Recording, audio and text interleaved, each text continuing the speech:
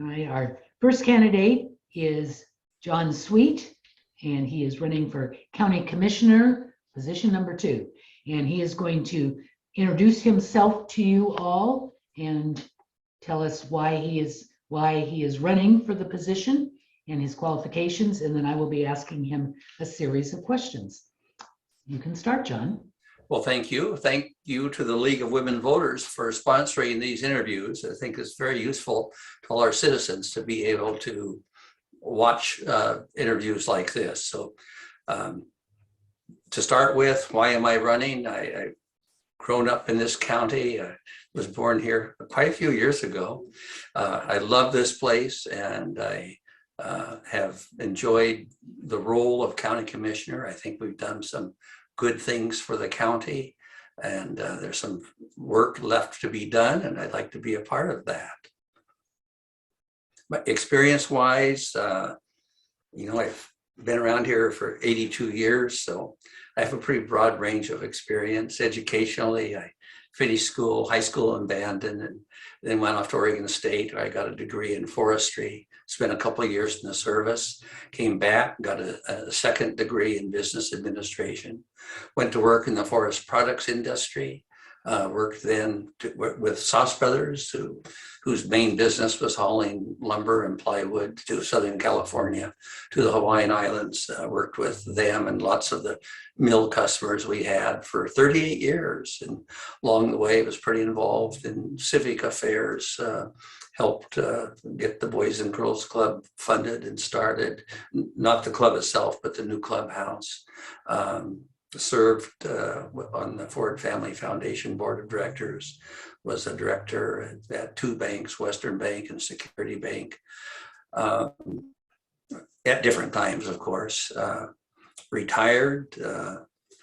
We have a family farm. We grow cranberries and cattle, worked there for a while, and then someone said, there's an opening as a county commissioner. Why don't you throw your hat in the ring? And I'd never thought about doing anything like that. And several other people asked me about it, and I did, and was appointed and then elected. And so this is going on the 10th year that I've been at this, and I've really enjoyed the experience, and gives me something to look forward to each day. And I'd like to continue it for a few more years. What are the primary responsibilities of a county commissioner? Well, counties have a diverse number of activities, ranging from roads to, voting, to tax assessment and collection, to public safety. Public safety includes the sheriff and sheriff patrol, includes the district attorney and assistant DAs who do all the prosecution essentially for the county. Includes the jail. It's the only jail we have in the county. Parole and probation, and juvenile. So a large part of public safety is a responsibility of the county, and that's something we need to work on. We have some issues here in Coos County with law enforcement. We also have a county forest, which supplements the tax revenues that we survive on. It's a well-managed forest. We have a harvest plan. We have recreational opportunities there. We have a park system we oversee. I missed. We have a public health and mental health department. Lots of activities, lots of things happen at the county. What 3 issues facing the county would be your highest priority to address, and how would you go about it? 2 issues come to mind, and one is one that we've had ever since a long time. I don't know when it began, is finances.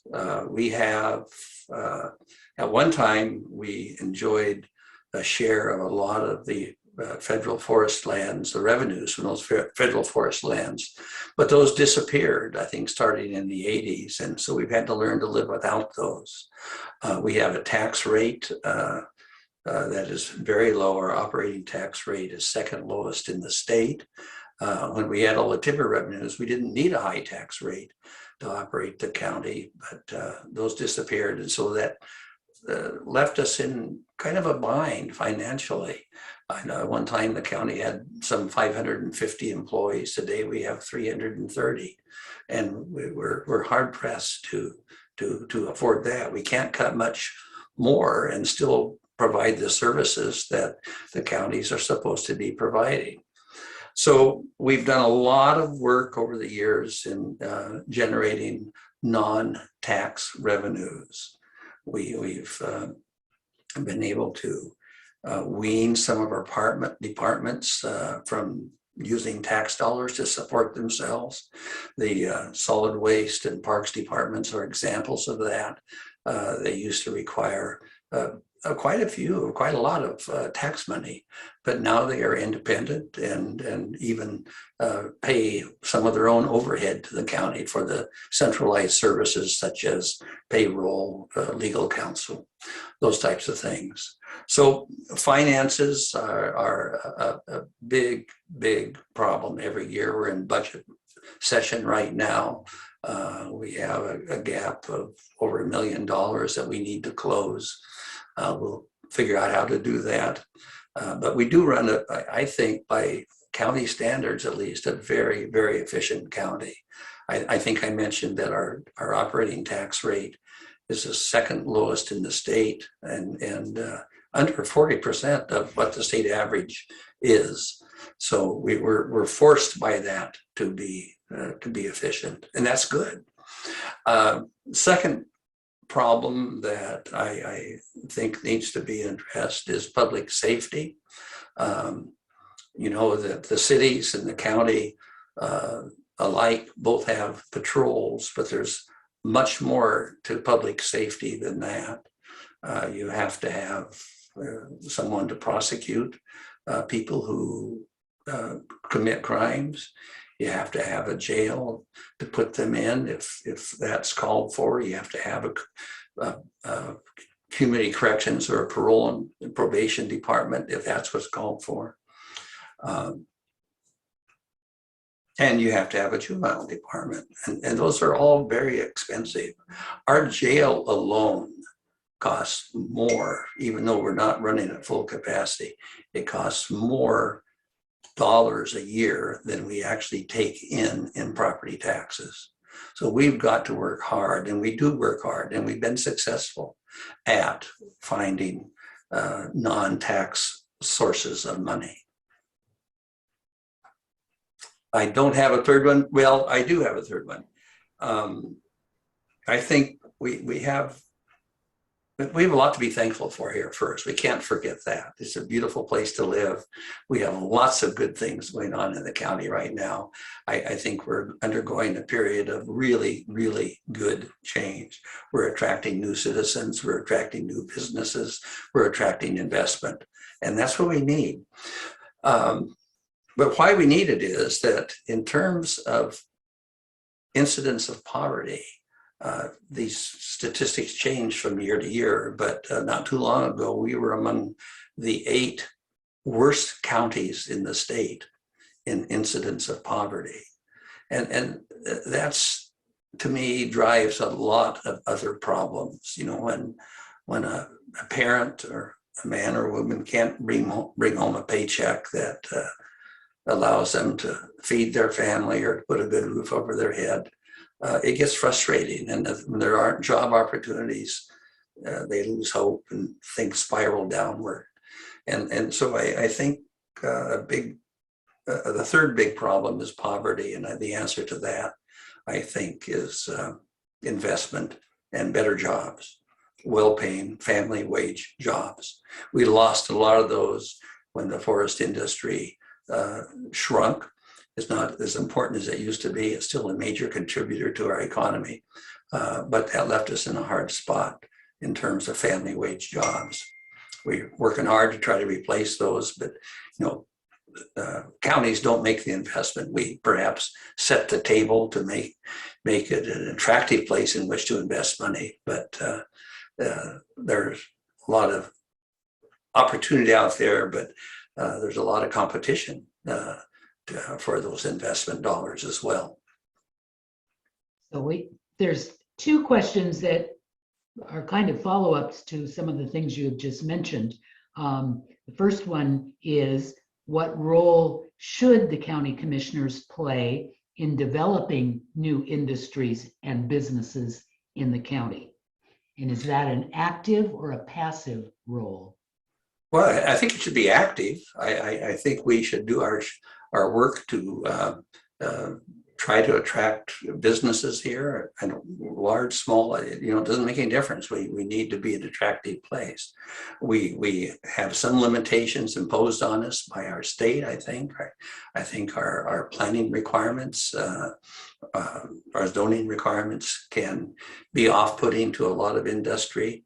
Our land use requirements are pretty strict, and that's good. I'm not arguing against that.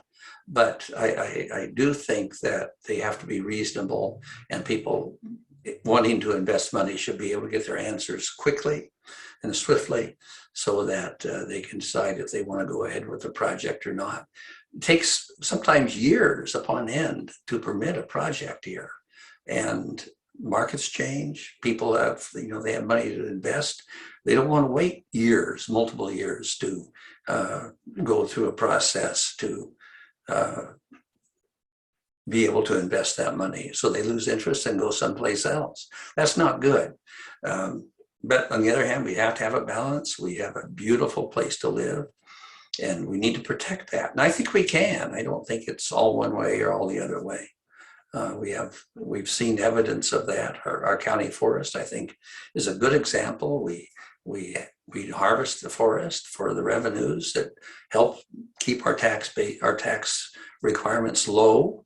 But at the same time, we are providing recreational opportunities. We protect the streams that flow through the forest. We have a bike trail, mountain bike trail through the forest, motorbike trail through the forest, hiking trails. It's open to picking berries.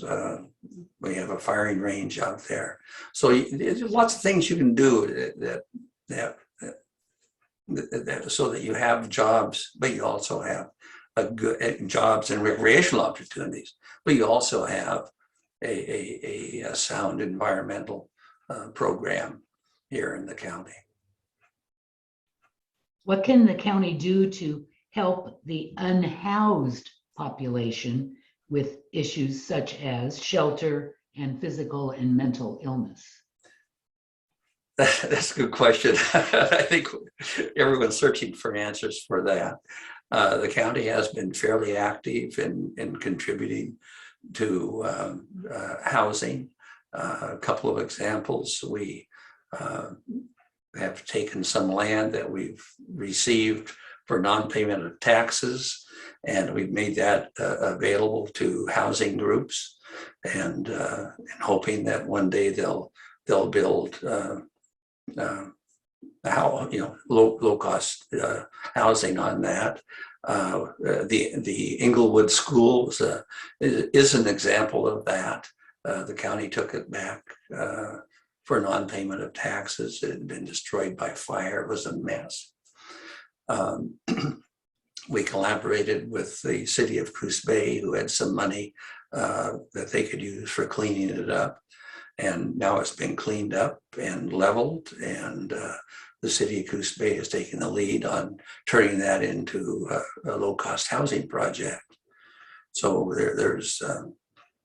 we've done those things. We participate. It's kind of quiet, but we're at the table on these issues.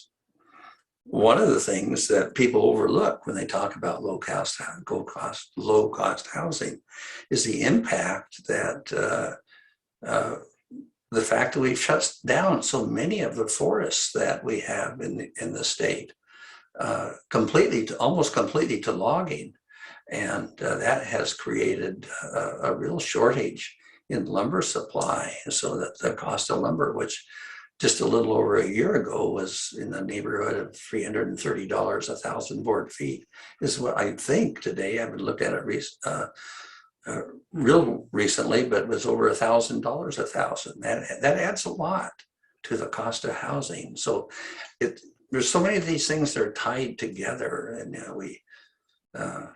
we need to do our best to make housing affordable. And it isn't all just in reducing handing someone a home. There's lots of ways we can deal with that. One thing we are doing here, our planning department is going to take over home permitting from the state. So I think we're going to be able to get a much quicker turnaround on issuing housing permits than we're currently getting here. As I said before, people have money to invest. They want to get it working. They don't want to have it sitting around waiting for permits for too long a time. The present Coos Bay Estuary Management Plan was approved in 1984 and is in need for revision. What will you do to ensure the process that began several years ago will continue and include all available data from efforts begun under the Partnership for Coastal Watershed Steering Committee and the Coos County Planning Director, tribal and other local partners? I will admit that I do not know as much about planning as I probably should. I do know, however, that our planning department works diligently within the budget that they have on projects like this. And I would expect that they will see this through. They oftentimes, they need to be self-supporting. We don't have the tax revenue to support our planning department, so they live primarily off of the fees that they collect for planning, for permitting buildings and other improvements throughout the county. And they are very, very good at getting grants to work with projects like you just talked about. With creation of the Elliott State Research Forest by the Oregon legislature in the recent short session, Oregon State University is designated to manage the forest and lead its research program in fulfilling the interests agreed upon by the various shareholders who helped shape a new future for the Elliott. What is your view of the solution arrived at by the legislature? Well, there's two sides to that solution. And one is that having a research forest of the size and quality of the Elliott is a very unique opportunity for not only the state, but for our whole country. We'll be able to do research projects that are done on a mega landscape rather than on relatively small plots of ground where so much of the current research has been done. I think we're very fortunate to have that in our backyard. There's a lot to learn yet about what that will entail, but I can imagine that we'll have staff, Oregon State University Forestry College staff living and working in the area. That's got to be good for us, and doing research on the forest has got to be good for us and good for the state. I am convinced that we can have harvest, and we can have recreation, and we can have environment all together on our forests. And I'm hopeful that the research will bear that out. That's on the good side. On the flip side of that, potentially that forest, probably on 60,000 acres of it, lie in Coos County. If that were dedicated to forest harvest, it would provide a lot of jobs. It would provide a lot of raw material for our sawmills and plywood plants, which in turn would provide a lot of product to help drive down the cost of housing. So there's two sides to that story, and I think we hit a good balance, but I know there's another side to the story besides what Oregon State University has in mind for the property. I can't think of a better steward for the property, and I'm very confident in their skill and ability to do good research. I do know they look at the schools evolved from what it used to be when I was there, which was a heavy emphasis upon growing and harvesting forest. They branched out into recreation and lots of other forest-oriented activities. So I think we will have a very good neighbor in the School of Forestry or the College of Forestry here in Coos County. How can you assure the citizens of this county that land use managerial decisions consider environmental impacts and that county conflicts of interest will be made public? I think our planning process is a pretty public process. When someone wants to build something, generally speaking, we have a lot of rules in the state that protect our environment. Oftentimes neighbors have a good deal of input into what one can do. They have to be informed of land plans, land uses ahead of time. Our process is public. There are some things that a planning director can do. Some things need the permission of the planning committee.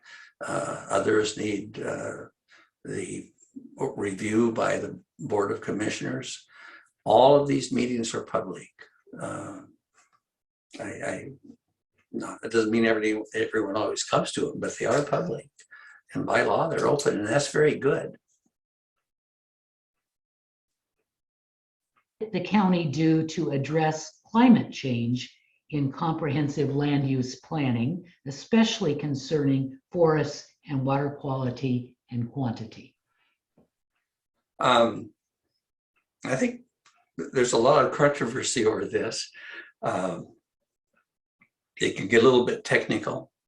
I think the conventional wisdom is that you are absorbing the most carbon if you don't harvest your forest. I'm not sure that science will bear that out. Most trees, there are a few that live forever, but most trees, including Douglas fir, have a lifespan, just like we have a lifespan. At some point in time in their life, they quit growing as fast. They start decaying, and the decaying process puts more CO2 into the air. So there's a school of thought now that perhaps the better way to prevent CO2 emissions is to manage the forest on a harvest cycle. You obey all the rules and laws there are to not harvest too close to a stream, not harvest on a real steep slope.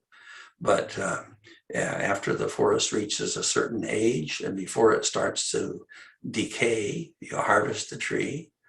The wood that is essentially carbon continues to store that carbon in the form of building materials, and they live on as a store of carbon within homes for decades, hundreds of years there. And in the meantime, it's replaced with the harvested tree is replaced with a young tree, which grows vigorously and continues to sequester carbon by pulling carbon dioxide out of the air.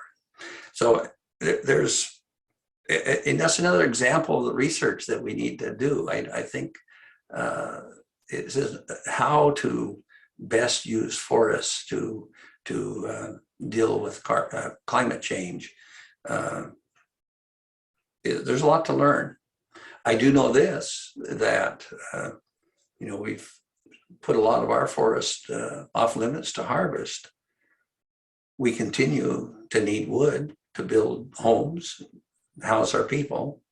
Oftentimes that wood comes from places like the Amazon forest, where they don't have the environmental regulations that we have here. And so those forests are being harvested at a very unhealthy rate. So there's some things that, and we have lots to learn about that. And frankly, I don't know what's the right way to do it is.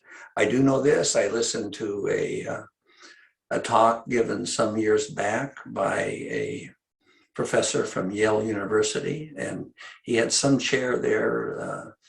They had to do with sustainability, and he said he gave me 4 ways, I think, that he said that we could have the most impact on climate change. And one was to quit using coal to create electricity, convert our cars to electricity. The third one was build more with wood. And I can't remember the 4th one. But I was very interested in that one, and he said, build more with wood. And I think I know what he was talking about. I looked into it, was this theory that I just discussed, where you let the tree grow to a certain age, then you harvest it, replace it with a tree that's growing more vigorously, keep the carbon in the form of lumber and plywood.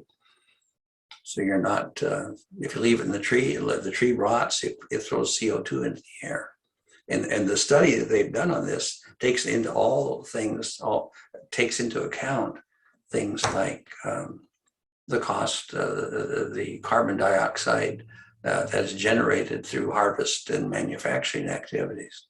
So it's an interesting study, and I don't know that we know quite where that all is yet, but we have to be aware that there are alternatives, and we have to learn about those. And I'm very proud that the LA forest could be used for something like that. And now it's time for you to give us a 1-minute summary of why voters should support your candidacy. I don't like talking about myself, so that could be a little hard. I think I've been at this for a while, so I have the experience. Our county is a $130 million a year enterprise.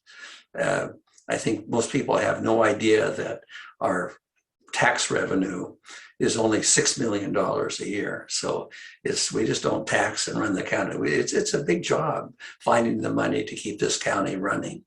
I think my life's experience growing up here, I've been involved with agriculture. We have a livestock farm. We have a cranberry farm. I worked my way through college working in sawmills. I worked in the wood products industry after college. I worked in the shipping industry with Sauce Brothers for a good number of years. I've had great experience with philanthropic and community organizations.